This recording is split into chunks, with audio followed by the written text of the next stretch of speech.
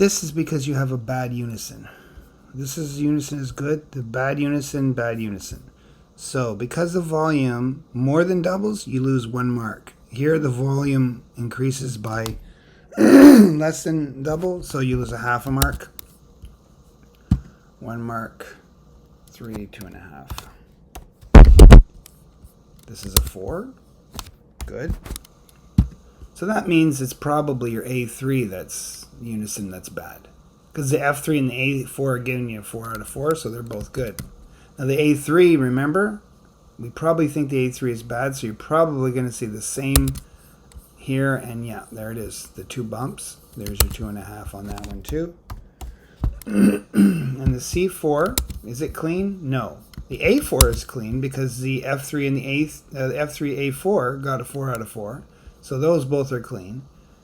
So the A4 is clean, and so if the C4 is clean, you should get 4 out of 4. No, you're getting, that's probably a half, that's probably a full mark and a half mark, another 2.5. Now, that's your unisons. Unison mark, 71.9%. You need to have an 80% to pass, and we are weighting the unisons 2 to 1 for the interval mark. So now your interval mark is going to have to be like way more than 90. If we averaged at 70 and 90, you'd get an 80. But the unisons are weighted twice as much. And there's a reason for that. The reason is quite clear. Unisons are the most important aspect of tuning. You can have slightly off intervals, but if your unisons are clean, the customer is going to be impressed. And impressed because it's not as common as you think. Clean unisons are not as common as you think, even amongst professional piano technicians, because they don't have to be clean. The only reason why a technician tunes a clean unison is because they are very, very strict about what their unisons sound like. With my system, you have no choice. If your unisons aren't clear, you're not going to be able to hear the beats. So here, that beat, it disappears right there. It's hard to hear. This one, a little easier to hear because it's cleaner. Now, also over here, here's your 6-3 tests. You might have a hard time hearing that because look, if we drag through 1 second, how many beats is that? It's not 4 to 5. That's way more than 4 to 5. So you're not going to be able to tell as easily if these are the same speed or not, and we're going to measure them to find out.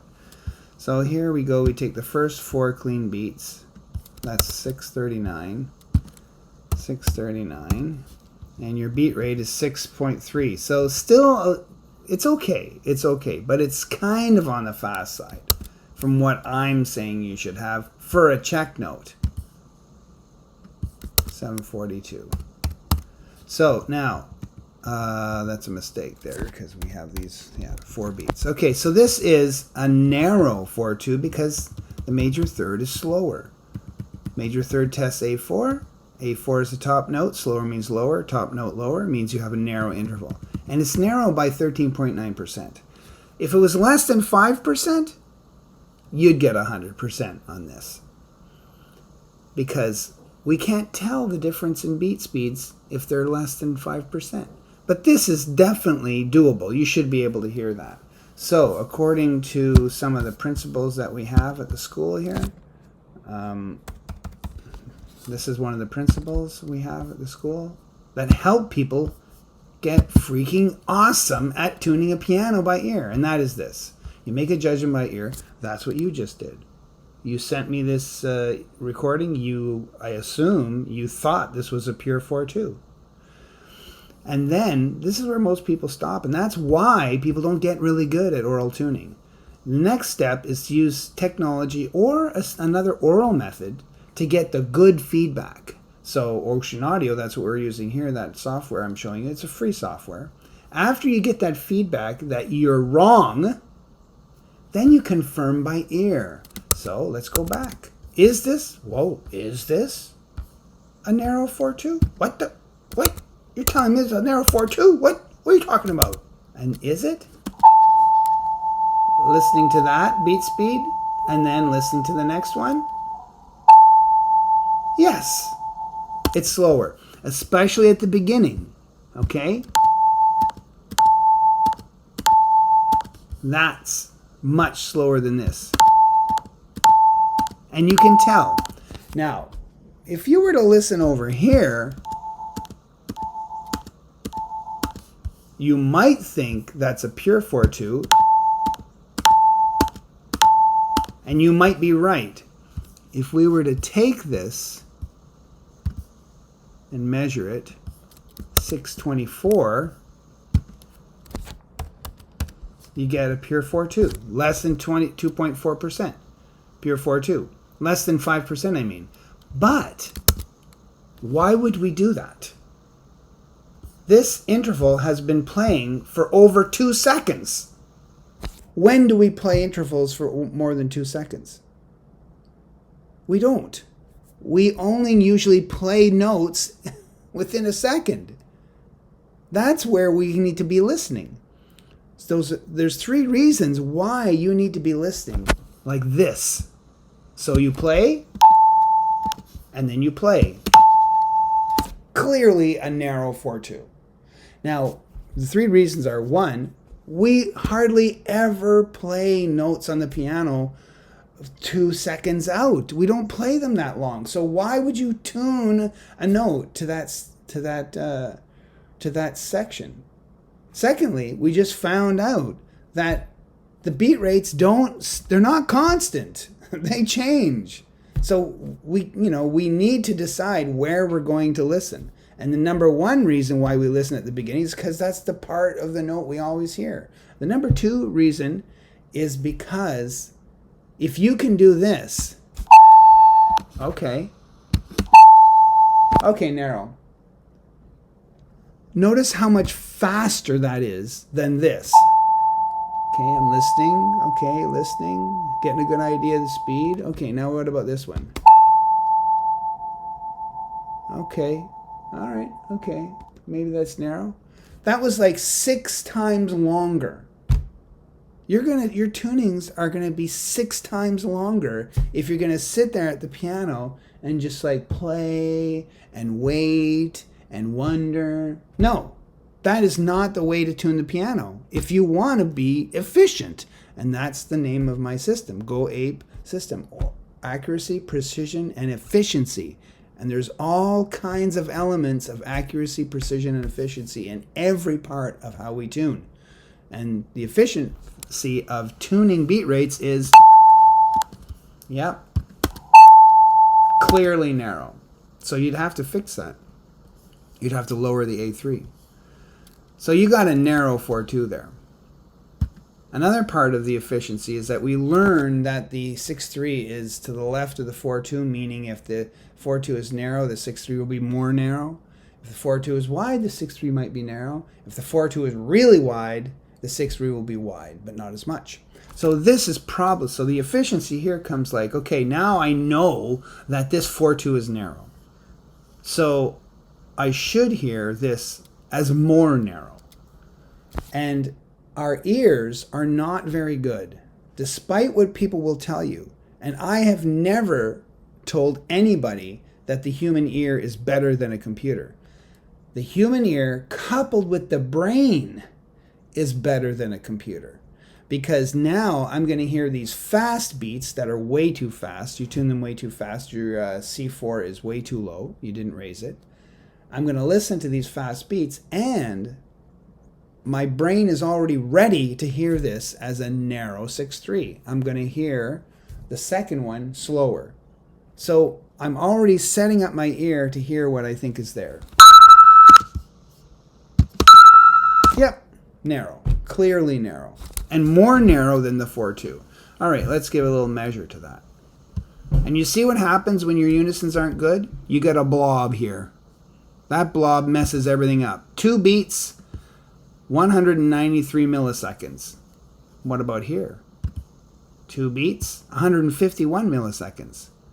It messes up the beat rate when your unisons aren't clean. You got to learn to get those unisons clean if you care. There's a lot of piano technicians out there who don't care. And when I talk to them like this, they say, I don't care. And that's fine.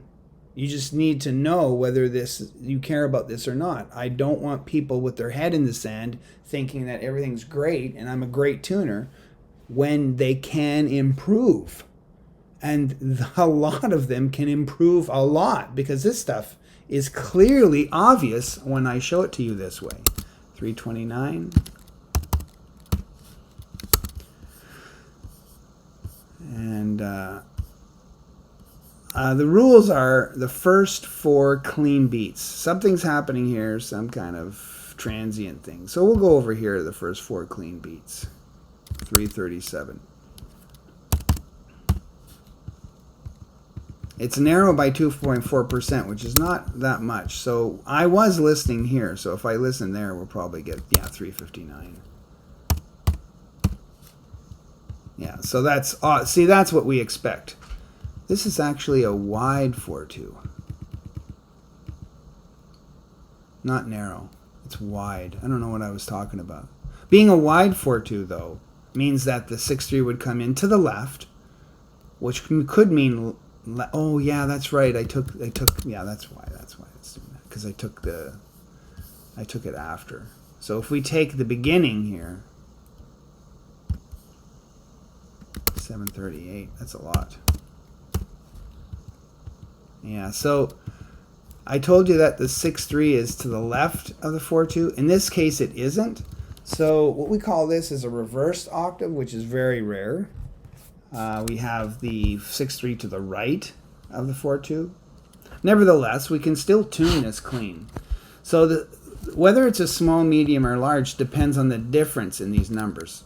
In other words, if they're close, that means the 4-2 is close to the 6-3. And that means it's tunable as a small scale. So the span here is 5.1%. Anything less than 10, I call a small scale. Because you could have a minus, or like a 4-2 that's 5% wide, and a 6-3 that's 5% narrow. And that's a difference of 10%, but you can't tell it's 5% wide. Because it's 5%, we say that 5% is the limit of hearing. So you hear, like you measure it, it's 5% wide, but you can't hear it.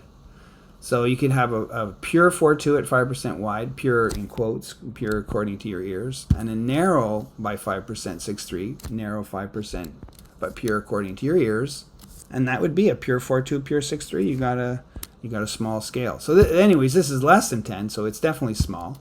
Your goal is 2.5% wide, so you could have this octave should be tunable as a actually minus 2.5%. So narrow 4-2 and wide 6-3. So the goal here is actually going to be negative 2.5. So I'm just going to throw this in here for your goal here, okay? It's going to be negative 2.5. Negative 2.5. Yeah, there you go. Now you have... if you heard, and you can hear, when we played the filtered sounds, you could easily hear. And even if you play your interval without the filtering, if your ears are good, you're going to hear it because I showed it to you. And that's where this comes in.